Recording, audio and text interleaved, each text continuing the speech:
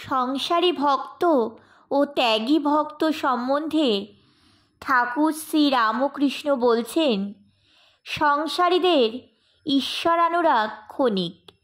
যেমন তপ্ত খোলায় জল পড়েছে, ছ্যাঁক করে উঠল, তারপরই শুকিয়ে গেল।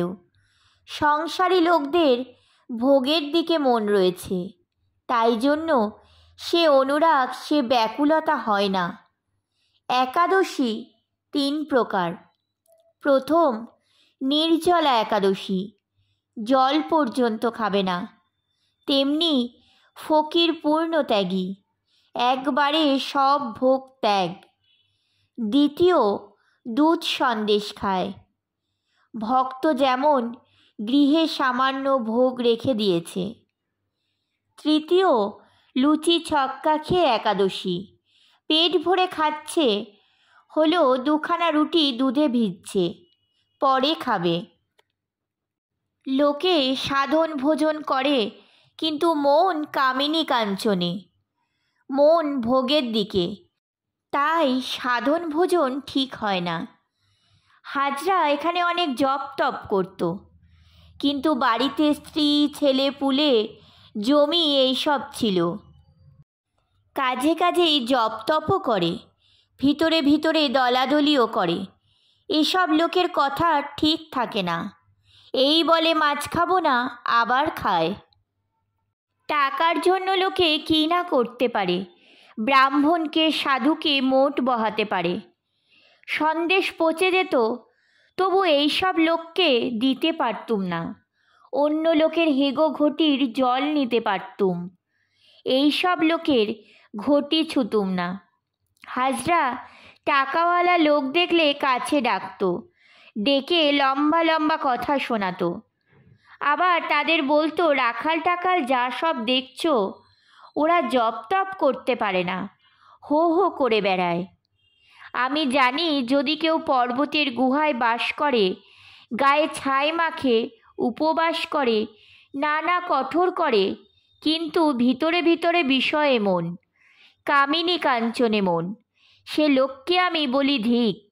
আর যার কামিনী কাঞ্চনে মন নাই, খায় দায় বেড়ায়, তাকে বলি ধন্য। মণিমল্লিককে দেখাইয়া ঠাকুর বলছেন, এর বাড়িতে সাধুর ছবি নাই। সাধুদের ছবি রাখলে ঈশ্বরের উদ্দীপন হয়। মণিলাল বলছেন, আছে, নন্দিনীর ঘরে ভক্ত মেমের ছবি আছে। নন্দিনী হলেন মণিমল্লিকের বিধবা কন্যা, ঠাকুরের ভক্ত। মেম ভজনা করছে। আর একখানা ছবি আছে, বিশ্বাস পাহাড় ধরে একজন আছে, নিচে অতল স্পর্শ সমুদ্র, বিশ্বাস ছেড়ে দিলে একবারে অতল জলে পড়ে যাবে। আরেকটি ছবি আছে, কয়টি বালিকা বর আসবে বলে প্রদীপ তেল ভরে জেগে বসে আছে। যে ঘুমিয়ে পড়েছে সে দেখতে পাবে না, ঈশ্বরকে বর বলে বর্ণনা করেছে। শ্রী রামকৃষ্ণ বলছেন, এটি বেশ। মণিলাল বলছেন, আরও ছবি আছে, বিশ্বাসের বৃক্ষ আর পাপ পূর্ণের ছবি।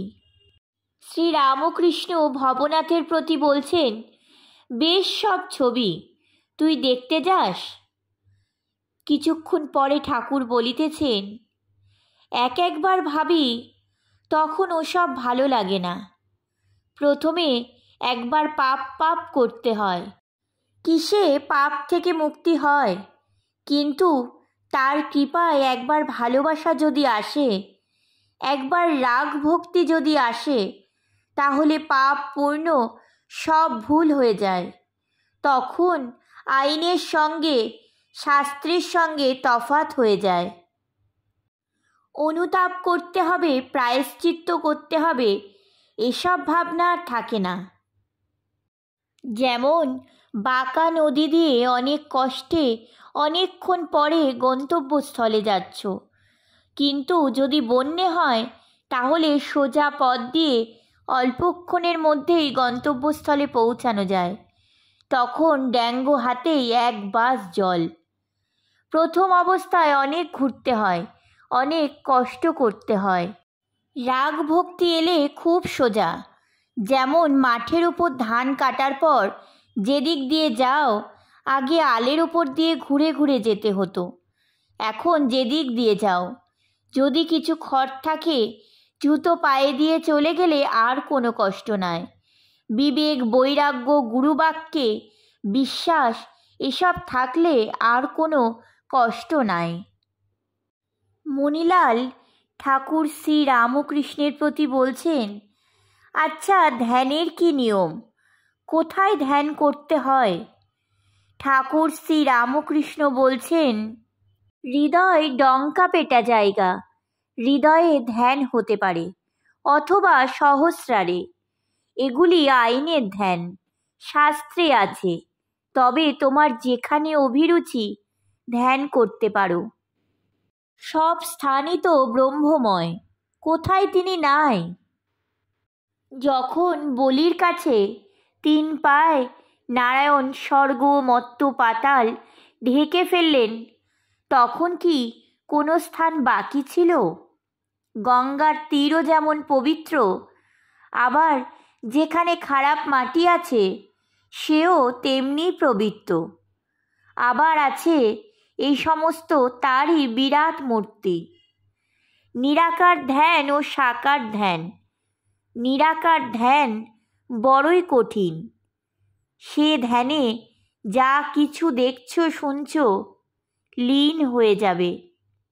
কেবল স্বস্বরূপ চিন্তা। সেই স্বরূপ চিন্তা করে শিব নাচেন। আমি কি, আমি কি এই বলে নাচেন। একে বলে শিব যোগ। ধ্যানের সময় কপালে দৃষ্টি রাখতে হয়। নেতি নেতি করে জগৎ ছেড়ে স্বস্বরূপ চিন্তা। আর এক আছে বিষ্ণু যোগ। নাসাগ্রে দৃষ্টি, অর্ধেক জগতে, অর্ধেক অন্তরে। সাকার ধ্যানে এইরূপ হয়। শিব কখনো কখনো সাকার চিন্তা করে নাচেন, রাম রাম বলে নাচেন।